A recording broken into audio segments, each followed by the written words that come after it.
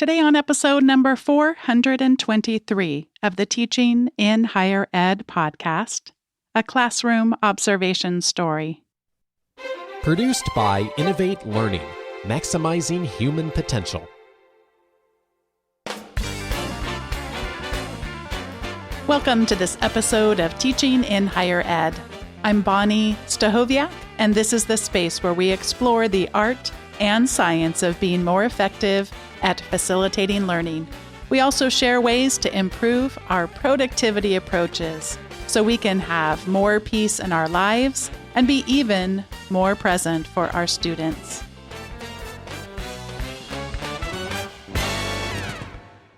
I've been fascinated with teaching and learning since I was 5 years old.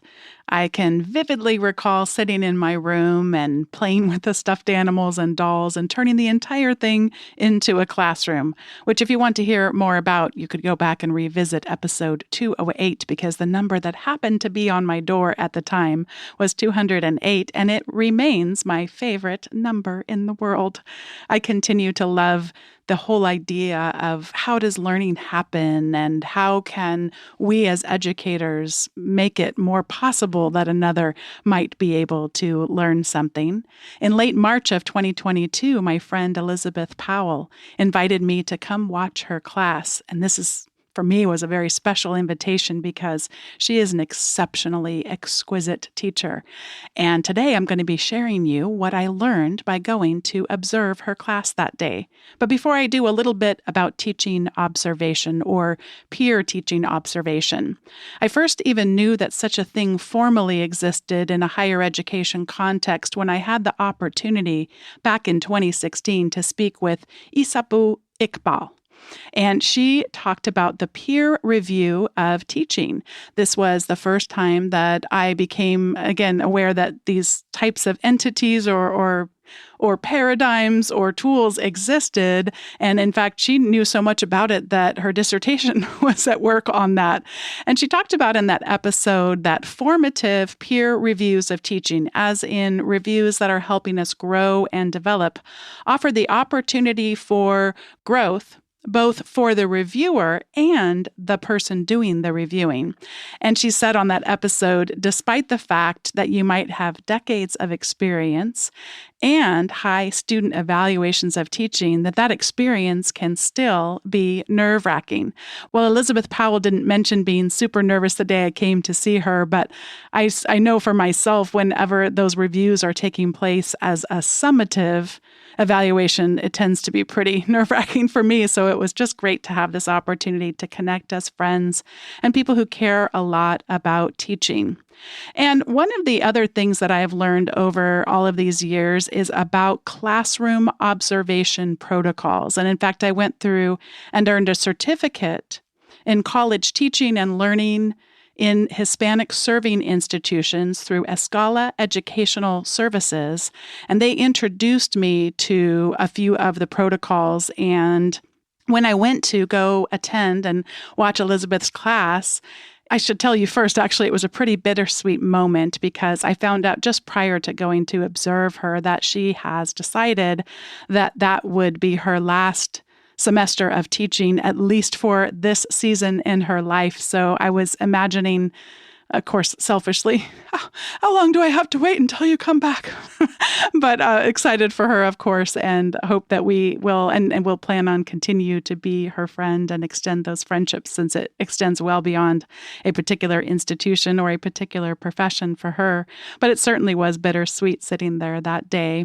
One of the things she had mentioned that was the impetus for why I came to observe her class in the first place was not just her excellent teaching, but also the opportunity to see a different side of Zoom. Many of us have used Zoom, the web conferencing platform, but in this case, this particular classroom was configured from a hardware standpoint as well as a software standpoint with something called Zoom Rooms or a Zoom room. And I was interested in seeing the technical setup that she was using that day. And she was doing what a lot of different words and phrases get used to describe this, but she had people that were sitting there in a physical classroom, and she had people who were joining a classroom that was taking place on the Zoom room. So sometimes we call this multimodal teaching, and those words sound yucky just as I even have them coming out of my life. Yeah, sometimes we call that hybrid or high flex, but this is where our definitions get a little bit convoluted because sometimes what we mean by that is an option for asynchronous, kind of at your own pace learning versus synchronous learning. So at any rate, I was there to watch her teach people who were sitting in the classroom with her and also people who were joining via a hardware and software setup made possible by Zoom rooms. And I found myself that day, yes, of course, being fascinated by the technology. Of course, who am I if not fascinated by technology? But also I found myself really starting to think in terms of her behaviors. Too many times we tend to ascribe good teaching to a personality trait or sometimes even charisma. And Stephen Brookfield is someone, among others, who really cautions us against these things. He talks about a lot in his writing. We should think carefully about teaching awards, and are they actually awarding based on charisma and extroversion as opposed to other things that might make up good teaching. And so here I was, watching this person and of course enjoying watching the art of her teaching and the beauty of it and magnificence of it, but also thinking about what might others learn from what she seemingly effortlessly, although I don't believe this was effortless, was able to create in that room that day. And I wanted to mention a little bit back about classroom observation protocols. So the one that I learned from Escala Educational Services, it's actually based off of the acronym COPUS, Classroom Observation Protocols in Undergraduate Science, but they have a little spin on the one that they use to include inclusive teaching, not just what students in general may have engaged, but actually looking at it from a gender, racial, and other means of ensuring that we're being inclusive in our teaching. And so I started out that day just simply making tick marks, little marks on my paper, like so many of us did, or at least saw other people doing in junior high school. You picture the extremely boring teacher, and every time they say, and writing those tick marks down. I will admit I had at least one professor in college who I recall doing that on my own notes, but I do remember getting awfully distracted by that. Filler words, of course, aren't always a terrible thing. And in fact, Alan Levine had on his blog some explorations of some research about perhaps they even could give us time to think. Imagine that. But in this case, when our filler words get in the way of learning because they are distracting, then that's not going to be particularly helpful to us at all. So I started making some pretty simple tick marks at first. Every time she asked a question, down went a mark on the paper. Every time a student might talk or ask another type of a question, a tick mark went down. But then I started to find I was enjoying my scorekeeping game because, again, I could be more precise in observing what is it that she did behaviorally that helped create this kind of dynamic. If you picture these students, they were engaged. I could see the ones that were there online. With one exception who had apologized, it did not seem that there was any kind of a rule that you had to have your camera on. It seemed people really wanted to have their camera on because they were able to simulate eye contact with people in the room and see facial expressions and share laughter and all of that. But at any rate, I could see their facial expressions and attempt to gauge some sort of attention level. And then I could also see, of course, the people who were in the room. And what she had created there was a culture of curiosity, a vibrant community of people who both shared examples, asked questions, and appeared to be learning from one another in addition to the materials that she had prepared for that day. Way back on episode 277, when I had Derek Breff on to talk about his book, Intentional Tech, he introduced me to this research study called A Time for Telling by Schwartz and Bransford. And essentially, a time for telling, to me, I shorten it a little bit for a spark of curiosity, a purposeful and intentional way that we might get learners wondering about things, being curious about things. And I saw Elizabeth Powell doing this so often throughout the entire class that I had the opportunity to witness. Josh Eiler has a quote in his book, How Humans Learn, that I have quoted on many occasions. He writes, "In order to learn something, we must first wonder about it." And this idea of creating a time for telling is where we get that curiosity going such that we sort of open a door. That may not be the best analogy, but work with me here, where then the learners are ready to hear deeper explanations. Some might even argue, perhaps willing to tolerate boredom a little bit more, or perhaps negate boredom a little bit more, because this time for telling really lit a spark in their curiosity and sense of wonder. And Derek Breff on the episode 277 used the example of Mentos and soda. And I'm not sure if you're aware of this. I'm probably going to get it wrong too, because that was quite a while ago I spoke with him. But the idea is that if you put Diet Coke and Mentos and you combine them, you can get a wonderful volcanic explosion happening. But if you do it with a different type of soda, that entire explosion process doesn't happen. And so you might naturally see kids and adults alike looking at something like that and starting to wonder, well, what was it about the Diet Coke one that made it work, whereas the other ones didn't have the explosion?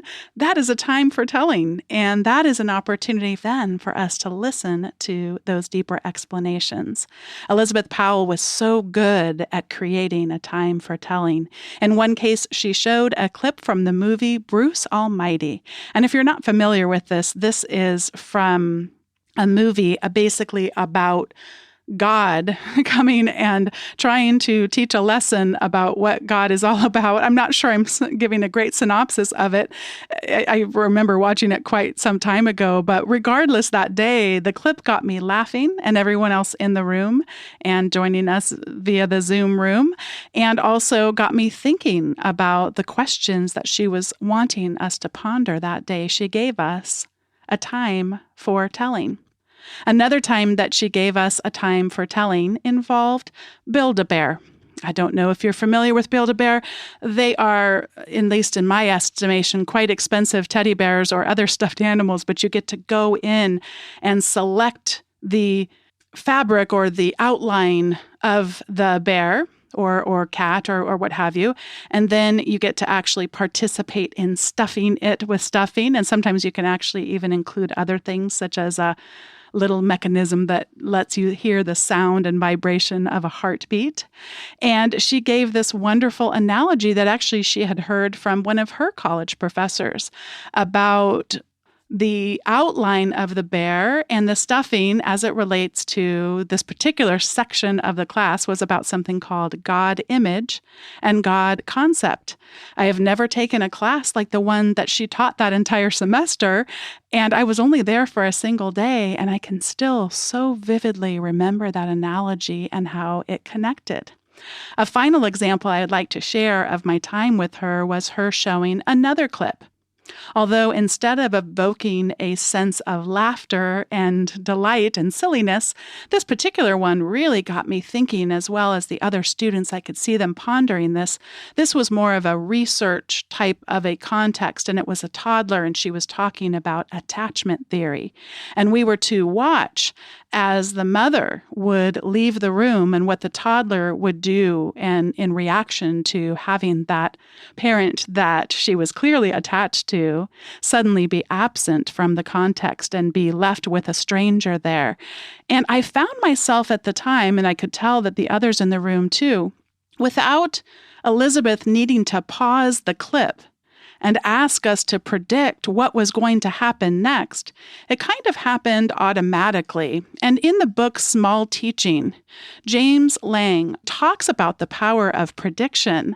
This was the first time I had really thought about that you don't necessarily, as the facilitator of the learning, even always have to be the one asking the question or pulling up a poll quiz question or asking people to write something down or what have you. The very nature of the way this clip was constructed, the prediction almost happened quite naturally, and I did find that a little bit fascinating at the time. As I think back to my own experience observing Elizabeth Powell's class, and as I think back to her students and what their reactions were to the different things that she engaged them in, she really did a tremendous job of what I call, very formally, I say sarcastically, mixing things up. So instead of giving a 50-minute lecture and then spending 5 minutes for questions, she had 2 movie clips, the Build-A-Bear analogy. There were times where people shared in pairs or groups of 2 to 3. And there were lots of times where what was happening changed. Not just a lecture, but we're hearing even from God themselves. I mean, what else could you ask for? And so lots of ways that she mixed things up. And I think back to lots of what I have heard in terms of how do we gauge that? So here I am observing Elizabeth Powell's class, and I'm thinking in terms of the kinds of questions she's posing, the very purposeful, intentional questions. I'm thinking about the questions that students are asking quite naturally, and the ways in which they're engaging and addressing her questions. And so that's part of what I was thinking about. And we're thinking about these classroom observation protocols. And yes, sometimes those could be done by an external observer. In fact, this could even be done taping yourself. So doing a video or an audio tape, which I actually did as a part of that Escala certification that I was mentioning earlier on. I was asked to video myself for 45 minutes and then fill out this score sheet, essentially fill out a classroom observation protocol on my own class. But there are some different ways that we can think about how much we are gaining the attention. So it's not about trying to get all the attention 100% of the time. That's impossible for any of us. And like James Lang talks about in his book, Distracted, I think he makes such a compelling case that we should never be thinking about trying to get all that attention, but constantly be making invitations for people to come back and focus on what is at hand. And so there are 2 people I want to talk a little bit about here in terms of how do we get the students to help us get some feedback on how well we're doing at making those invitations toward attention or making those times for telling. And the first person I'd like to share about is back to Stephen Brookfield. Stephen Brookfield has been doing research around what he calls the critical incident questionnaire for decades now. Using the critical incident questionnaire, he invites students to take about 5 minutes to respond to questions about the most recent class. And he suggests that they not put their name on the form, keep those responses anonymous, and if nothing comes to mind for any of the questions, to just leave the space blank. And then at the next class, he commits to sharing the group's responses with the class. And you think about this kind of question, this series of questions is going to help him inform his own teaching, but also help the learners, help the students think about what got them engaged and to help to reinforce some of those opportunities to have those times for telling that I talked about earlier. So here's the questions that get asked anytime we use the Classroom Critical Incident Questionnaire from Stephen Brookfield. He asks, at what moment in class this weekend did you feel most engaged with what was happening? That he uses this weekend, but it could have been this week or any variation whenever this particular class session or sessions that you're wanting to focus on. And of course, for me, as I think back to Elizabeth's class, I'm thinking about the times when she showed the clips. I definitely felt most engaged with the Bruce Almighty clip and the little attachment theory clip example that she showed. And of course, I mean, if I were to draw a chart of my engagement, it would have been very high, almost 100% of the time. So it is hard to narrow down.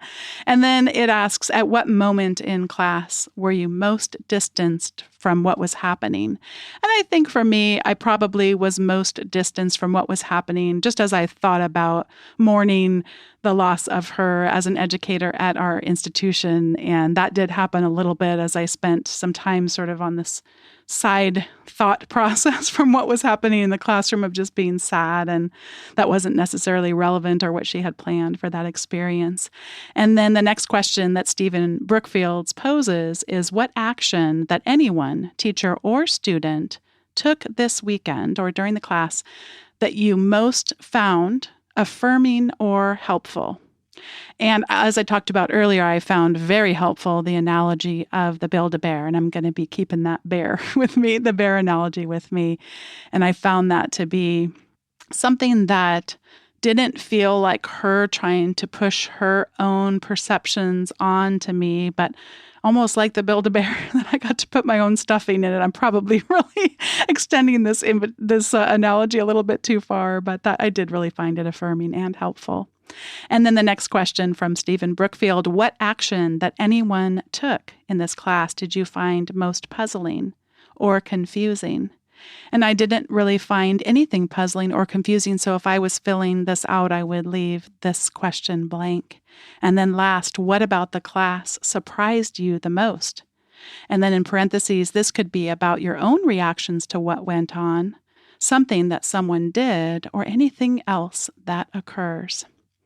And as far as surprises goes, I don't know that I was surprised the entire time just because my attention kept being invited to come back and center on what was planned. So I guess what surprised me the most just as a teacher was how incredibly engaged everyone that I saw there was without Elizabeth needing to rely on pure extroversion, charisma, etc. That was certainly surprising to me. I was also surprised about a lot of the things that came out in the content and what I learned about attachment theory and other subjects. That is a look at Stephen Brookfield's critical incident questionnaire. The next little class gauge that I'd like to share about actually comes from another former guest, and that is Gardner Campbell. Way back when he was on teaching in higher ed, the first time he talked about something called an APGAR for class meetings. And APGAR, if you're not familiar with that, it comes from an innovator, a scientist, a physician, a mentor, an altruist, who was a physician who gave her name, and I'm quoting from a blog post by Gardner Campbell, gave her name to the quick, simple assessment of baby's condition at 1 and 5 minutes after birth. APGAR understood that doctors and nurses needed such an assessment to guide their approach to early intervention and treatment. She also understood that without such an assessment, current practice was unlikely to change as there was no baseline from which to work. And Gardner Campbell, across a couple of blog posts at least, probably more, and many times speaking and teaching other educators, had this whole idea, what if we used an APGAR for our classes? And what if instead of putting it all on the educator to be responsible for sometimes entertaining our way into trying to gain that attention, we put some of the responsibility to the learners alike. And so he suggests that we might ask the following questions. Did you read the material for today's class meeting carefully? No, yes, 1 time, or yes, 2 or more times. Did you come to class today with questions of the items to discuss? No, yes, 1 time, yes, 2 or more times. Since we last met, did you talk at length to a classmate or classmates about either the last class meeting or today's meeting? Since our last meeting, did you read any unassigned material related to this course of study? Since our last class meeting, how much time have you spent reflecting on this course of study and recent class meetings? I'm going to continue reading from another blog post from Gardner Campbell. Ideally, students would transmit their scores electronically, and the teacher would be able to do a quick class average at the beginning of the meeting. The teacher should also assign themselves a score, with a colleague substituting for a classmate, for example, or perhaps with a different set of questions altogether. It would be interesting to chart the class's scores over a semester and compare one section's scores with another. It would also be interesting to see if the class began to compete with itself to try to keep those APGARs high. There's also a merciful aspect here for the teacher who could see pretty quickly that a particular day didn't go well for reasons beyond his or her own failings. It would also allow the teacher to move quickly to a plan B if the score indicated either that students were not ready for a challenging, self-motivated day, or if they were beyond the teacher's expectations. It does happen. As I consider these two different means for keeping a gauge on students' interest, their curiosity, their sense of wonder, it reminds me a lot of a quote from a David Allen book, Getting Things Done. He writes, "If you don't pay attention to what has your attention, it will take more of your attention than it deserves." I am thankful to my colleague Elizabeth Powell for inviting me to your class and allowing me to share in such a brilliant learning community, and to the students who were there and invited me in and made me feel welcome. I so enjoyed getting to be a witness and think through my own teaching and how I might improve from your example. This is the time in the show where I get to share two recommendations. The first recommendation comes from the other night, me laying in bed randomly watching TEDx talks, which I don't do very often, but I was on YouTube for some reason, and you know how they have the videos off to the right-hand side, and I happened to see one, a TEDx SUNY Potsdam video. And the name looked a little familiar to me. I thought that I knew this person from Twitter. My first sense was, yeah, that's a famous teaching and learning person from Twitter. That was the first sort of memory that came into my thought. And I thought, oh, okay, this could be good. And the name of the video was Learning Out Loud. And so this sounded like a good thing to me. Well, the name that was the presenter for this particular TEDx SUNY Potsdam video was Karen Caldwell. And first, I want to recommend to all of you to watch this video from Karen Caldwell. She shares surprising research and concrete tips to take charge of your learning, and I would argue your teaching, with powerful and sometimes uncomfortable strategies. Toward the beginning of the video, she talks about studies that have been done about our stated ways that we claim that we learn, and then what actually helps us learn, often being those uncomfortable, those messy times that we generally would not sign ourselves up for. And so this is where things get a little messy in terms of the scholarship of teaching and learning, because how we espouse that we learn best is often in direct conflict from those things that will actually facilitate the deepest, most sustaining types of learning. The second thing that I want to recommend actually came when I went over to see Karen Caldwell's website. Right there on her homepage is the instruction to be curious. And she has a quote there from Albert Einstein. "I have no special talent. I am only passionately curious." And speaking of curiosity, I mentioned that Karen's name sounded familiar to me, and I couldn't quite figure out why. This continued to stay with me despite the fact that I was incredibly tired and really on the brink of sleep, except that she kept me so energized and alert and curious about what she had to share that I kept kind of going with those last little bits of endorphins. But I decided to go over to my email because I just thought there's something I feel like we've had this connection beyond just me, quote unquote, knowing her from Twitter.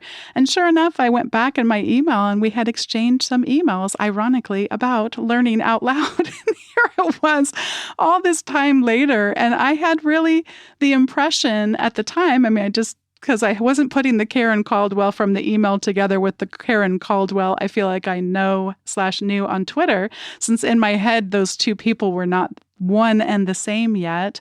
I was expecting that the person who had contacted me over email probably didn't know a lot of things about what she was asking me to share about. And perhaps she didn't, by the way, because perhaps that just happened to be an aspect of whatever it was she was curious about at the time that she was looking to know more about. But boy, Karen Caldwell, what an opportunity you've given me. And I hope I can pass on some slivers of this to anyone listening right now, to be curious, to learn out loud, to get messy, to fail, to hold ourselves such that we are always in a position to be learning more, failing, getting feedback, being curious, and perhaps as educators, passing that on to others. Thanks to all of you for listening to this episode of Teaching in Higher Ed. Thank you to all of the people that I mentioned on today's episode as being so instrumental in my own teaching. And thanks to Elizabeth Powell for allowing me this chance to tell a classroom observation story. By the way, I did a write-up of this experience sitting in her class on my column on EdSurge. So in the show notes, you can find that column if you'd like to learn more. Today's episode was produced by me, Bonni Stachowiak, and was edited by the ever-talented Andrew Kroger. Podcast production support was provided by a wonderful teacher herself, Sierra Smith. Thanks so much for listening, and I'll see you next time on Teaching in Higher Ed.